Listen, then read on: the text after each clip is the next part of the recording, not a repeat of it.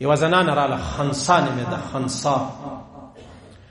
بخاري حدیث د الله رسول ته ویل یا رسول الله زما پلار زه کونډه یم، زما پلار زه یو چاته ورکړم، هغه زما نه و خوښ،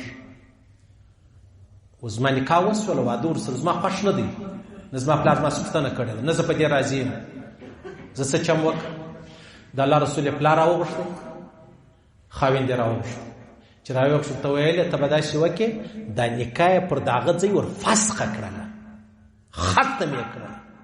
بالکل درته ویل ته هم خلاص یې، پلار ته ته هم خلاص یې.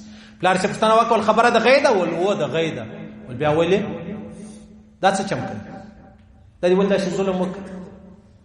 اوس بعینه د هغه مثال دی چې دا زنانه مقصدن دا ګوره ته وایي چې مولوي صاحب ته نو که تاله څوک راغلی لا نه ما ته به خبرې نه راښایاست، ما ته به ستې هغه مړ مې کله خبرې نه راښایي. والله کې پېژنم، په خدای قسم کې علاقه را معلومه ده، قسم ده. او که ته وایي چې مولوي صاحب درواغ دې وویل، څنګه مې درواغ وویل؟ چې ته واده دې ښځې سره ورور هم ورسره و، ونه په ورونه کې به یو دی ورور هغه وایي ټیک ده صحیح ده، زه ستا څنګه خوښ یې زه هغه درسره کوم، نو ورونه بیا نه مني، خبرې به نه لټوي.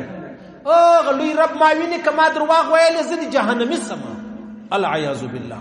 او که نو بیا به ته د خپلې خولې سمې سنبالوي. نو هغه زنانې د الله رسول ته ویل زما پلار خو زما سره داسې بد وکړو، ظلم یې وکړ. د الله رسول ته بالکل نکاح ختمه ده. اوس خبره دا د عزیزانو بل حدیث کې بیا راځي زنانه راله پیغمبر علیه السلام ته ویل داسې زما پلار زما د اجازې بغیر ورکړل، ما د اجازې بغیر، اوس ما نه د خوښه زه څه چم وکړم؟ د الله رسول یې پلار راوغوښتی، خاوند یې مړه نکاح یې ورماته کړه. چې ورماتې یې کړله دې زنانې ویلې ول یا رسول الله ما صرف جهان ته دا خبره ښکاره کوله چې اسلام و موږ ته دومره حق را کړی دی، اسلام موږ ته دومره حق را کړی دی چې زما په رضا ګورې ما او تا چې خپله لور لره کپړې راوړو د هغه ورته زما خوښې وه هغه کپړې استعمال کړه. د دې چوټو نمبر مطلب اته دی یا 9 زره ولاړ سم نه مې راخښون، دا به شو که دا عقل دی. نو چې ما او تا په یوه جوړه چوټو کې چې په 200 یا په 300 دی په هغه کې د دې خیال ساتو، نو دلته ول نه ساتې چې د ټول ژوند لپاره دی. ولې نه ساتې؟ کم غم مې درته ووایم، ټول جهان په دې خبره خالي خبروم چې زموږ خویندې زموږ لوڼې هغه حق لري. تا ته خپله خور لور، ما ته خپله خور لور ویلی چې بابا یا وروره زه دا سړی نسم کولی، ما ته دا مه راکړه، مشوره ورکړه، د خیر مشوره ورکړه چې زویه په دې کې دا ده، په دې کې دا خبره ده. یوه زنانه راله پیغمبر علیه السلام ته یا رسول الله ما ته 2 کسانو مشوره را کړې ده، ما ته مرکه کړې ده، زه کوم یو وکړمه؟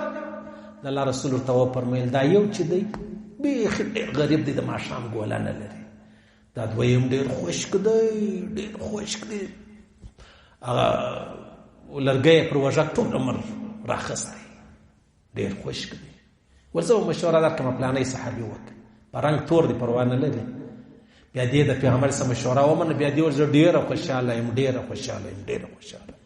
دا زه صرف دا زما او ستا رواجونه تر پښو لاندې کول غواړم، د الله او د رسول خبره لوړېده غواړم. دا زه د خپل ذات خبره نه درته کوم، دا زه ستا د ذات خبره نه، دا د الله او د رسول خبره درته کوم. او زموږ په معاشره کې تر ټولو مظلوم ترین چې کوم مخلوق دی هغه زموږ ته زنانې دي، زنانې دي، صحیح سلو. نو دغه زنانو سره به ولې دومره ظلم کوو؟ ظلم به نه کوو. د ظلم پای تریخ دی، انجام یې ډېر تریخ دی او ډېر جوور دی او ډېر لوی جهنم دی. الله دې ویل اورېدل قبول منظور وګرځي. الله دې خپل احکامات د جناب نبی کریم صلی الله علیه وسلم مبارک طریقې را نصیب کړي. الله دې پر دې تور مشتمر ګرا کې چې موږ مرو دا ویلا اله الا الله محمد رسول الله.